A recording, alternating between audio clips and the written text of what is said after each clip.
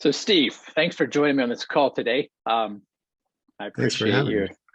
your role in my life, and I thought it would be fun to review an inquiry I got over the internet about a week ago with you, since you are my coach and mentor, and I thought a conversation would would be a nice way to respond to this gentleman's letter because it's not just me. It's actually, I think, hearing a conversation between two other men is going to be instructive. And so, what I thought we could do is review Martin's letter. I'll share my screen here in a moment. We can read through it and then we can have a conversation about it and share that with the wider community and see if that doesn't help some people. So hey, Sven, it looks like you may still be up. This is like, I don't know, midnight or something, which I was not up. I was on the brotherhood call today, inspiring as always. I'm usually silent on those calls I attend, perhaps for a variety of reasons, but primarily because beyond being a little shy, I still feel like a skeptic and therefore an outlier within the group. When I dig deep to understand those thoughts and feelings better, I realize that I still don't quite get, or maybe trust, the advice and the stories I hear. I realize I still harbor a great deal of confusion about the content in these teachings, and hence the reason I'm still seeking one-on-one or small group coaching. It's a lot to interpret and overwhelming at times. I love my wife, there's no doubt about that, but I can't help wonder, what is the end game of this journey?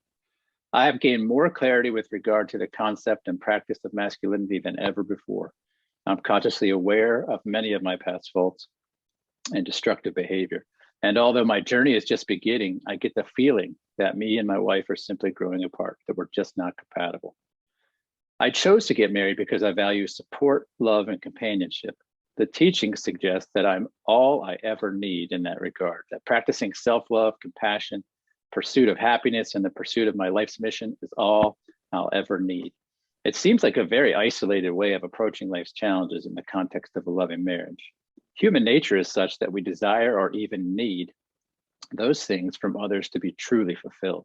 In other words, we're only capable of taking ourselves so far before we look to others to help fill the gaps that exist naturally in each of us. But what happens in times of fulfilling those needs that our spouse shuts down or just ignores our calls for connection? What happens when looking inwardly simply isn't enough? I value the concept of taking it to the brothers, but I believe our wives are there for us to lean on, just like we are for them, even if just for a moment. What happens when she just doesn't want to be there at all? What if she expresses no interest in meeting me halfway? What if I find clarity in all of this and she refuses to do any of the work within the marriage? If she doesn't fulfill her part in all of it, what then? Do I conclude I'm the wrong person? I find it impossible to believe that our internal masculine frame or the presence of other strong men are all that we need. Perhaps these thoughts just show how naive I am or how little I understand any of it. Or perhaps I'm with the wrong person after all. Sometimes I feel like the more I learn, the less I understand. I'm trying, man. I really am. Sincerely, your confused brother, Mark.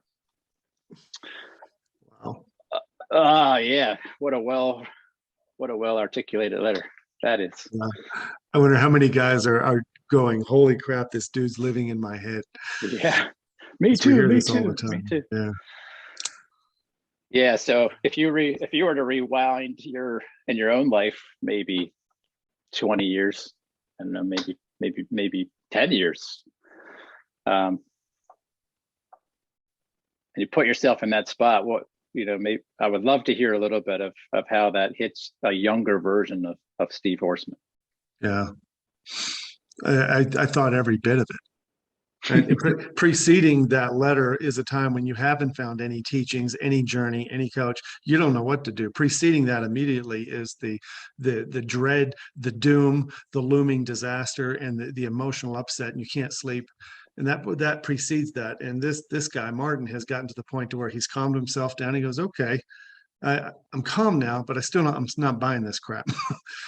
And so the early version of me first was grasping at straws, and I found this idea that there can be peace and calmness. There can be a sense of well-being and confidence, mojo we like to call. There can be that when your mind stops believing certain things that don't serve you.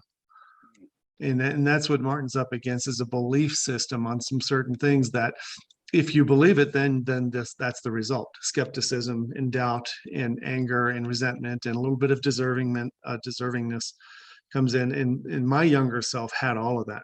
And when a man, Steve Horsmon, gets deserving, entitled, confused, upset, I feel rejected, I feel abandoned, I feel dismissed, I feel that cold, icy stare from a woman.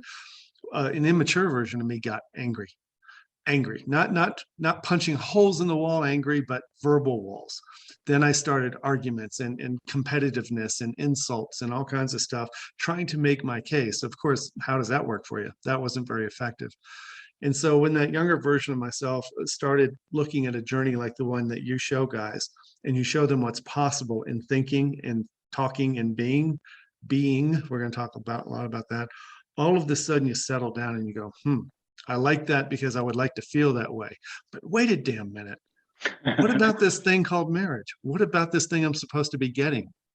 And I know that's a word you like to talk about, is the word get versus the word give when it comes to this matter.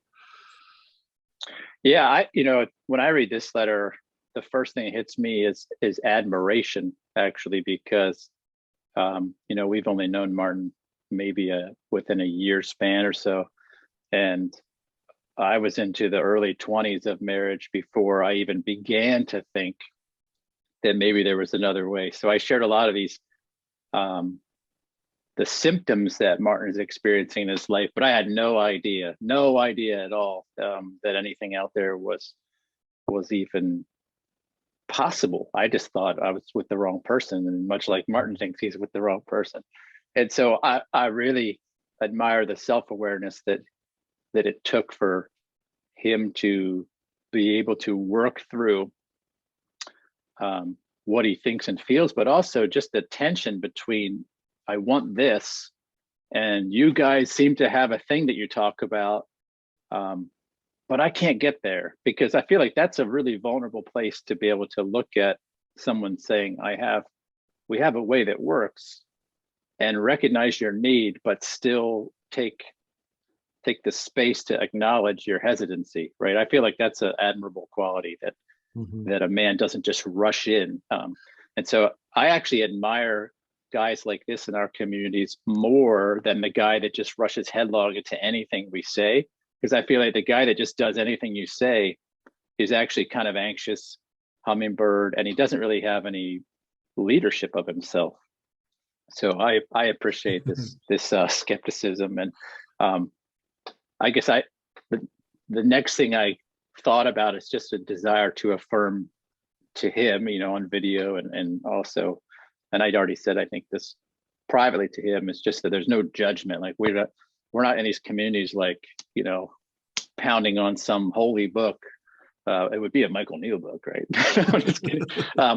With some expectation that men like toe the line or get out. I think our own journeys were very meandering as men, and coming to a point where we had our own 2x4 of clarity moments. So yeah, I felt a lot of compassion. The power of a good question is so much better than the allure of a great answer. And guys like Martin sometimes will be looking for an answer. And I know as coaches, we're better at asking questions that help them come up with their own truth, because sometimes you can take an answer and either believe it and eat it at the self-help buffet and start trying to do everything you hear, or you hear a question and you answer it for yourself and you take on your own level of truth. Later, I know we're going to talk about the word game, G-A-M-E, Yeah. game. What is the end game? And it's almost like being in the first quarter of a football game and you're down 14-0 because you had a fumble, and it's first quarter, and now you're already worried about losing the game to a field goal in the fourth quarter with 10 seconds left. And a man's heart jumps ahead to the doom of losing the game, and he's just in the fourth quarter, and some craps happen. Yeah, there was a fumble and an interception. Right? Yeah. And a lot of guys in their 30s and 40s find this place, and they're still worried about the end game, not realizing that the only thing you can control is how you handle the next play. Yeah, get in the next down. Yeah. You probably heard one of our guys, Bruce.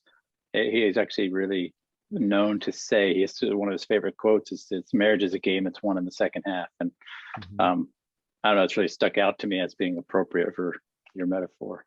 Mhm.